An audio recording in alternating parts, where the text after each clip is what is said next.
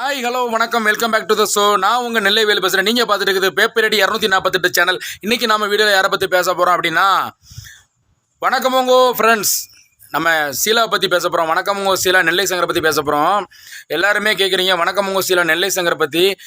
நெல்லை சங்கருக்கும் வணக்கம் உங்கோ சீலாவுக்கும் உண்மையான குழந்தையா அப்படின்னு சொல்லி கேட்குறீங்க.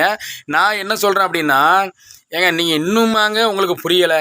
ஏங்க இதே அடுத்த வீட்டு குழந்தையா இருந்தால் இத்தனை நாள் சேனலில் வீடியோவில் காமிப்பாங்களா? ஒரு குழந்தை ஒரு நாள் தருவாங்க, 2 நாள் தருவாங்க.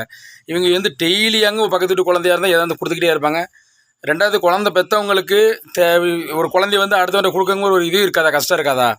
இவங்க உண்மையாகவே இவங்களுக்கு பிறந்த குழந்தை தாங்க.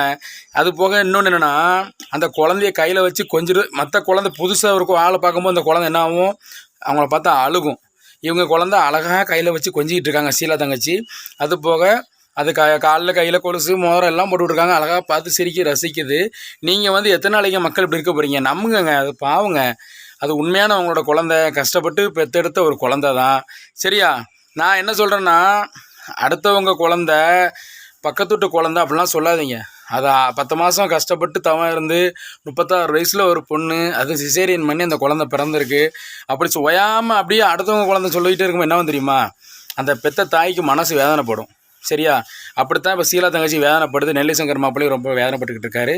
அது போக பார்த்தீங்க அப்படின்னா, எல்லோரும் கேட்குறீங்க சீலா தங்கச்சியை பார்க்க போலையா, சீலா தங்கச்சியை பார்க்க போலையான்னு. சீலா தங்கச்சியை பார்க்கலான்ட்டு கோயம்புத்தூர் வந்திருக்கேன். ஆனால் அவங்க ஊரில் இல்லையா, குழந்தைக்கு ஏதோ உடம்பு சரியில்லைன்ட்டு ஹாஸ்பிட்டலுக்கு கூப்பிட்டு போயிருக்காங்களாம். அது எந்த ஹாஸ்பிட்டலும் தெரியல. அவங்களுக்கு ஃபோன் பண்ணால் ஃபோன் கிடைக்கல நண்பர்களே. எல்லாருமே கேட்டிங்க கோயம்புத்தூர் போனால் சீலா தங்கச்சியை பார்த்து வீடியோ போடுங்க, குழந்தைய பார்த்து வீடியோ போடுங்கன்னு. இப்போ நான் இங்கே கோயம்புத்தூர்லாம் இருக்கிறேன், காரமடை வந்திருக்கிறேன். இப்போ பார்த்தீங்கன்னா அவங்க வீட்லேயும் இல்லை, ஊர்லேயும் இல்லை. சரியா? அவங்கள பார்த்தா நான் கண்டிப்பாக வீடியோ போடுறேன் நண்பர்களே. ரைட் நண்பர்களே, உங்களுக்கு இந்த வீடியோ பிடிக்கும் நினைக்கிறேன். பிடிச்சா நான் லைக் பண்ணுங்கள், கமெண்ட் பண்ணுங்கள், ஷேர் பண்ணுங்கள். மறக்காமல் நம்ம சேனலை சப்ஸ்கிரைப் பண்ணி இந்த பெல்லாம் அமைக்கிற நண்பர்களே. நன்றி, வணக்கம் நண்பர்களே.